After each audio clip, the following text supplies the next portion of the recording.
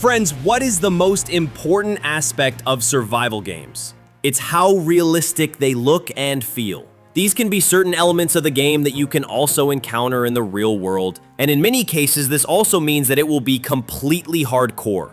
Hello everyone, today we're going to talk about the most awesome survival games. Let's get started. Sons of the Forest is one of the most intense and terrifying open-world survival games that will give you a real adrenaline rush. You find yourself on an uninhabited forest-covered island full of cannibals and various mutants where every action you take is either a chance for salvation or a step towards destruction. The forest in this game is not just a backdrop, it is alive, reacting to the weather, the time of day, and your actions. During the day, you gather resources, hunt animals, and build shelters, but as soon as the sun disappears behind the horizon, everything changes dramatically. Cannibals and mutants come to life on the island, and they not only want to kill you, but also constantly study, adapt, and look for your weak spots. The developers have clearly put a lot of effort into the advanced artificial intelligence of the enemies. Sons of the Forest masterfully balances harsh survival and psychological horror. Hunger and thirst, cold nights, and stress affect your psychological state. Your character begins to lose their mind if they remain alone in the silence of the forest for too long, and this further deepens the feeling of hopelessness. DayZ is a harsh survival simulator set in a post-apocalyptic world where every minute counts. There are no hints here,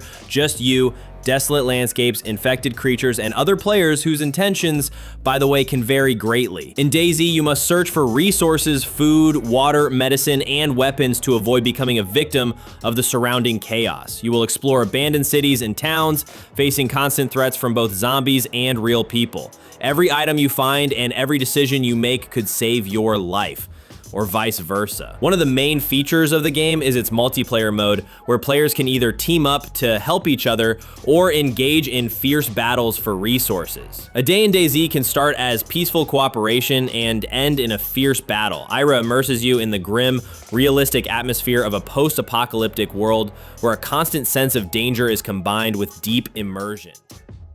The Long Dark isn't the most realistic game on our list in terms of setting simulation, but only a few games convey such a desperate sense of survival. Your goal in the game is simply to survive. The game takes place in remote corners of Canada after an anomaly has cut off all electricity. As the game progresses, the temperature will continue to drop and dangerous animals such as wolves and bears will become more desperate and aggressive. All you can do is keep trying to survive. Everything in this game has an expiration date. Clothes wear out over time, fires burn out sooner or later, and your supplies are very limited, so you won't be able to sit around in a clean and comfortable place for long if you want to live. Yes, it may not be a sophisticated survival game with a deep and complex storyline, but the constant need to find clothes and replenish your supplies always forces you to work your brain to the limit. In this world, sooner or later, everything breaks down, and you always have to think one step ahead if you really want to live. Yes, the experience you get from this game can be very grim. We walk on land where there is no longer any place for humans. This is true nature. It is harsh and brutal, and in the long run, the chances of survival here are unfortunately zero. In essence, we are witnessing the decline of civilization. Yes, within the confines of a single island, but still, all the elements of this world, including both the lore and the visuals, are focused on the philosophy of death. No other game on our list conveys a sense of loneliness and utter despair like this one.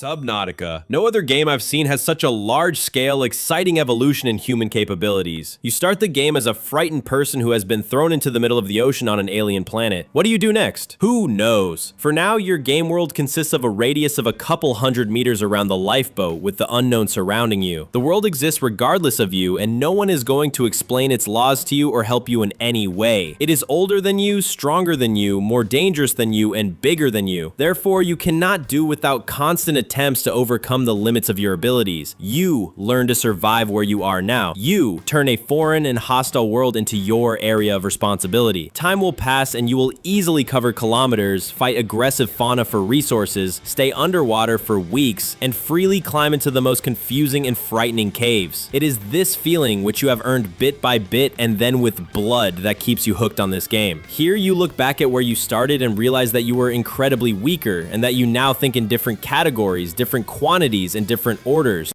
Once Human is a unique adventure that combines elements of action, RPG, science fiction, and much more. The action takes place in a post-apocalyptic reality where humanity has been almost wiped out by a mysterious anomaly. You are one of the few survivors, but the world around you no longer obeys the laws of logic. Mutated creatures, insane occultists, and anomalous zones are your new neighbors. And the main question is, will you become a victim of this chaos or its creator? Newman doesn't let you relax for a second. Here you will gather resources, build shelters, create weapons, and go mad. Yes, friends, you heard right. The longer you stay in the anomalous zones, the more your mind is distorted. Be careful because the line between you and the monsters is thinner than it seems. There's also room for both solo challenges and co-op play. Team up with other players to survive common threats, or become their worst nightmare in PvP mode. The choice is yours if you have the sanity to make it, that is. Green Hell is a desperate struggle for survival in the uninhabited jungles of the Amazon. It's the most realistic survival game set in tropical forests that I've ever played. Yes, there is nothing fantastical about the setting. It's just you, the elements, and nothing else. But the Amazon rainforest does not forgive mistakes. It is a hellish place where almost anything can kill you. For example, if you don't boil water, you can catch parasites, get scratches and abrasions. If you don't treat a wound in time, you will die. When crossing shallow water, leeches can attach themselves to you. If you don't treat your food, you can get food poisoning. You can also encounter problems from small insects and creatures such as Amazonian ants, wasps, spiders, scorpions, and so on. Most of the gameplay in Green Hell teaches you how to deal with various ailments and problems that are impossible to avoid if you find yourself in the rainforest, which I strongly advise against. Yes, many things in the game won't kill you instantly, but in the long run, they can ruin your life. And the most important thing in the game is to stay sane, so to speak. The diseases you can catch in the Amazon, which at first glance seem like trivial problems, can slowly undermine your sanity. And if you don't take action in time to cure yourself, you will literally go mad and lose the will to live. Many ordinary people and Steam users would say that Grounded is a game for children. At first glance, yes, you might think so. To be honest, I thought the same thing. But after playing this game for over 100 hours, I realized that it is the hardest and scariest game I have ever played. I can confidently put it on par with games of the Souls genre. I never thought that such a project would be not just about survival in a microcosm, but about growing up, overcoming one's own weaknesses and shortcomings. This is a very unusual game that immerses us in the world of insects and other crawling creatures, literally transporting us to the backyard of an American house. Survival takes on a whole new level. For example, we make weapons from insects, a beehive for a barbecue, and even with the help of the scales of a huge carp. Grounded is a very scary game, and not only because it is full of crawling creatures, but also because everything in this game is trying to kill you. Literally after the first night spent in Grounded, I began to fear everything, but curiosity drove me further and further. From small and defenseless children in a huge yard, we will turn into real monsters for killing. I can confidently recommend this game. It has a huge amount of content to explore and a pretty good storyline. And honestly, it's one of the most content-rich games I've ever encountered in this genre.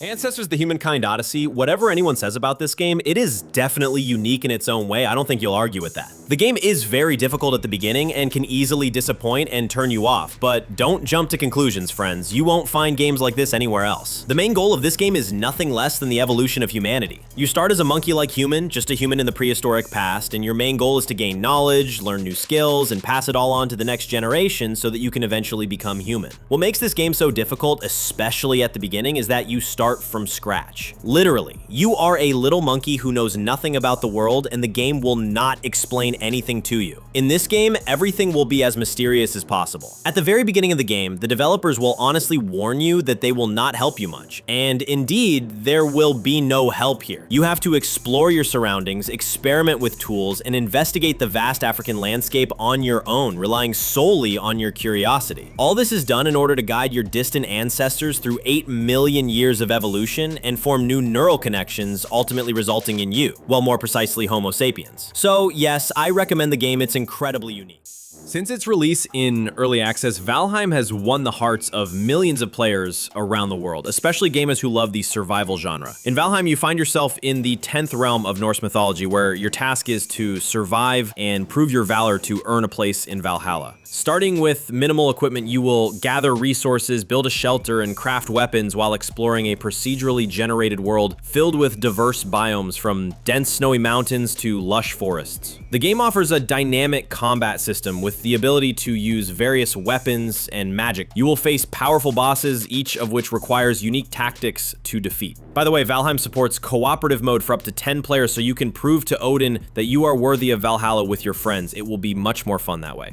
So in general, friends, Valheim combines elements of survival, exploration, and construction, immersing the player in the atmosphere of real Scandinavian mythology. That's all for today, friends. Thank you all for watching.